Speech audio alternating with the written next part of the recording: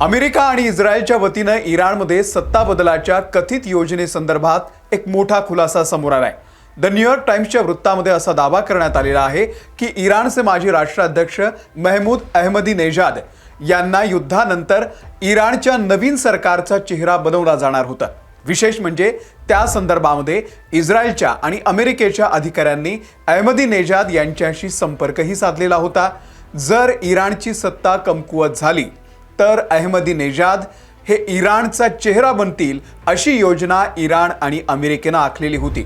The New York टाइम्सने या संदर्भातली बातमी छापलेली आहे। जसं व्हेनेझुएलामध्ये झालं अगदी तसंच करण्याचा प्लान अमेरिका आणि इस्रायलने आखलेला होता, पण इराणमध्ये हा प्लान सक्सेसफुल झालेला नाहीये। अमेरिकेची ही जुनी खेळी आहे, एखाद्या देशाला गिळायचं आणि नंतर तिथलं एखादं वरिष्ठ नेतृत्व संपवून टाकायचं आणि त्या जागी आपला माणूस बसवायचा, म्हणजे तो देश हेच चालवणार अमेरिका।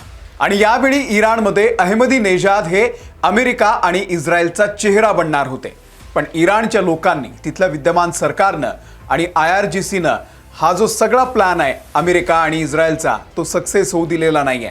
विशेष म्हणजे हे अहमदीनेजाद ज्या काळामध्ये इराणचे राष्ट्रपती होते त्यावेळी इस्रायल आणि अमेरिकेच्या विरोधात अत्यंत कठोर शब्दांमध्ये टीका करत होते। अहमदीनेजाद यांचा इतिहास आणि अमेरिकेचा इस्रायलचा हा रिजिम चेंजचा जो प्लॅन आहे तो जरा नीट समजून घेऊयात या व्हिडिओमधून।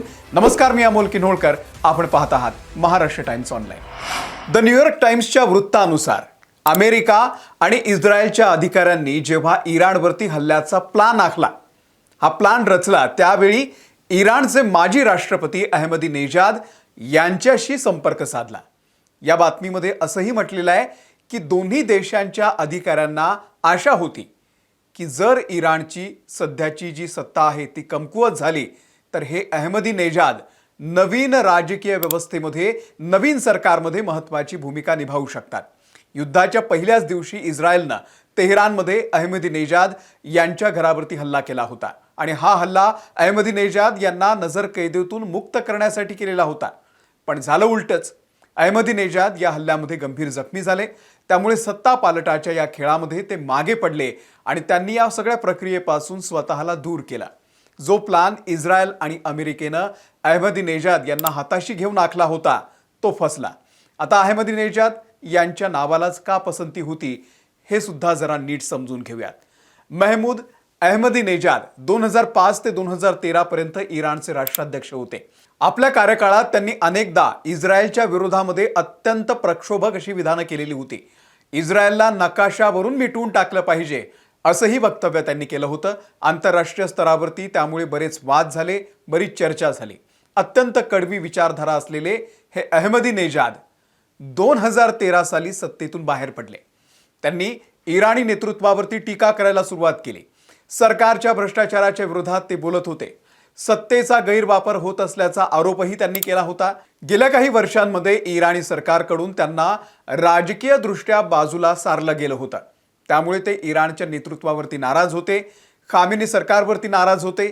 इराणच्या गार्डियन काउन्सिलने त्यांना राष्ट्राध्यक्ष पदाची निवडणूक लढण्यासही बंदी घातलेली होती।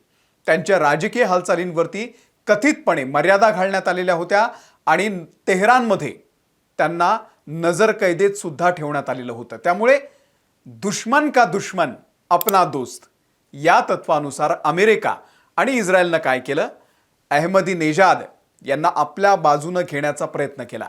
अहमदीनेजाद यांच्याकडे एक असे नेते म्हणून पाहिलं जात होतं जे इराणची राजकीय, सामाजिक आणि लष्करी परिस्थिती हाताळू शकत होते। अमेरिका आणि इस्रायलची योजना फक्त लष्करी कारवाईपुरती मर्यादित नव्हती, तर त्यांना इराणमधलं सरकार उलथवून टाकायचं होतं, रिजिम चेंज करायची होती, आपल्या मर्जीतला नेता सत्तेमध्ये बसवायचा होता, जेणेकरून शांततेमध्ये सगळं काही करता येईल, पण ते शक्य झालं नाही। या अहवालामध्ये असाही दावा करण्यात आलेला आहे की संघर्षाच्या सुरुवातीच्या टप्प्यामध्ये इस्रायली हल्ल्यामध्ये इराणचे सर्वोच्च नेते अली खामेनी आणि इतर अनेक वरिष्ठ अधिकाऱ्यांना संपवण्यात आलं। अमेरिकेचे राष्ट्राध्यक्ष डोनाल्ड ट्रम्प यांनी जाहीरपणे सुचवलं होतं की इराणमध्ये कोणीतरी देशाचा ताबा घेतला पाहिजे।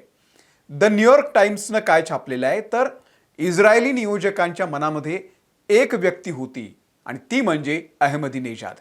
आता त्यानुसारच अहमदीनेजाद यांच्या घरावरती हल्ला करण्यात आला, पण या हल्ल्याचा उद्देश त्यांना संपवणं किंवा त्यांना इजा पोहोचवणं असा नव्हता, तर हा हल्ला इस्लामिक रेव्होल्युशनरी गार्ड कॉर्प्स म्हणजे IRGCच्या कर्मचाऱ्यांना संपवण्याच्या उद्देशानं करण्यात आला होता, जे अहमदीनेजाद यांना नजरकैदेमध्ये ठेवून होते. पण अहमदीनेजाद त्या हल्ल्यामध्ये जखमी झाले आणि त्यानंतर ते गायब झाल्याचं वृत्त आहे. आणि त्यामुळे इराणमध्ये सत्ता बदलाचा अमेरिकेचा हा जो प्लॅन होता तो फसलेला आहे. आता या प्लॅनमध्ये इराणच्या राजवटीला आतून कमकुवत करण्यासाठी हवाई हल्ले करणं, त्यासोबतच इन्फ्लुएन्स कॅम्पेन चालवणं, कुर्दिश बंडखोरांना पाठिंबा देणं आणि अहमदीनेजाद यांच्याकडे सत्तेची सूत्र असं ठरलेलं होतं. अहमदीनेजाद यांच्या अलीकडच्या वर्षातील म्हणजे ग्वाटेमाला आणि हंगेरीसह इतर परदेशी दौऱ्यांनी त्यांच्या आंतरराष्ट्रीय संबंधाबद्दलच्या तर्कवितर्कांना सुद्धा खतपाणी घातलेलं होतं. हंगेरीचे पंतप्रधान विक्टर ऑर्बन हे इस्रायलचे पंतप्रधान बेंजामिन नेतन्याहू यांचे जवळचे मित्र आहेत. अहवालामध्ये असं नमूद करण्यात आलेलं आहे की इस्रायलने इराणवरती हल्ले सुरू करण्याच्या अवघ्या काही दिवस आधी अहमदीनेजाद हंगेरीची राजधानी बुडापेस्टवरून परतलेले होते, त्यामुळे या व्यापक कटामध्ये ते सहभागी असण्याला जागा आहे. खरं तर चौकशी झाली तर त्यातून बऱ्याच बाबी अधिक स्पष्टपणे समोर येतील. पण या सगळ्यातून एक गोष्ट प्रकर्षानं जाणवते, ती म्हणजे अहमदीनेजाद हे त्यांच्या कारकिर्दीमध्ये इस्रायलचे कट्टर विरोधक राहिलेले असले तरी देखील इस्रायल आणि अमेरिकेनं त्यांना पर्याय म्हणून निवडणं हेच दर्शवतं की आंतरराष्ट्रीय राजकारणामध्ये शाश्वत शत्रू कोणी नसतात, फक्त शाश्वत हितसंबंध असतात. अहमदीनेजाद यांचा हंगेरी दौरा आणि हंगेरीचे पंतप्रधान विक्टर ऑर्बन यांचे इस्रायलशी असलेले संबंध हे अधोरेखित करतात की भविष्यामध्ये थेट संवाद नसलेले देशही युरोपमधल्या मध्यस्थांच्या मार्फत छुपे करार करू शकतात. अहमदीनेजाद यांच्याशी संपर्क साधणं हे इस्रायलच्या गुप्तचर यंत्रणेचं मोसादचं मोठं यश होतं. तर दुसऱ्या बाजूला ज्या हल्ल्यामध्ये त्यांना सुरक्षित करायचं होतं त्याच हल्ल्यामध्ये ते जखमी झाले आणि योजना फसली. हे दर्शवतं की अशा अत्यंत संवेदनशील मोहिमांमध्ये अनपेक्षित धोके जे आहे ते संपूर्ण योजनेचा बट्ट्याबोळ करू शकतात. आता ही बातमी समोर आल्यानंतर इराणचे IRGC अहमदीनेजाद यांना गद्दार किंवा पाश्चात्य देशांचा एजंट म्हणून घोषित करू शकते. ते सध्या कुठे आहेत कोणालाही माहिती नाही आहे. आणि जर ते जिवंत असतील तर इराण प्रशासन त्यांना देशद्रोहाच्या आरोपाखाली कठोरात कठोर शिक्षा देऊ शकते. आता ती शिक्षा काय असते आपल्या सगळ्यांना माहिती आहे. या बातमीमुळे इराणच्या सत्ताधारी गटामध्ये प्रचंड संशयाचं वातावरण निर्माण होईल. कोणत्याही नेत्याकडे आता संशयानं पाहिलं जाईल, त्यामुळे इराणची अंतर्गत निर्णय प्रक्रिया सुद्धा कमकुवत होऊ शकते. अमेरिकेने यापूर्वी इराकमध्ये सद्दाम हुसेन आणि अफगाणिस्तानमध्ये तालिबान सरकार हे सक्तीनं त्यांची राजवट बदलण्याचे प्रयत्न केले आणि ते अत्यंत अपयशी सुद्धा ठरले. तिथे अराजकता माजली. इराणमध्ये देखील असाच प्रयत्न केला असता तर संपूर्ण मध्यपूर्व मिडल ईस्ट हे कधीही न संपणाऱ्या गृहयुद्धामध्ये ढकललं गेलं असतं. इराणची राजवट जरी कमकुवत झाली तरी लेबनॉनमधले हिजबुल्ला, येमेनमधले हुथी आणि इराकमधील शिया मिलिशिया हे इस्रायल आणि अमेरिकेच्या विरुद्ध अधिक हिंसक बनतील आणि ज्यामुळे जागतिक तेल पुरवठा आणि सागरी व्यापार सुद्धा धोक्यात येणार आहे.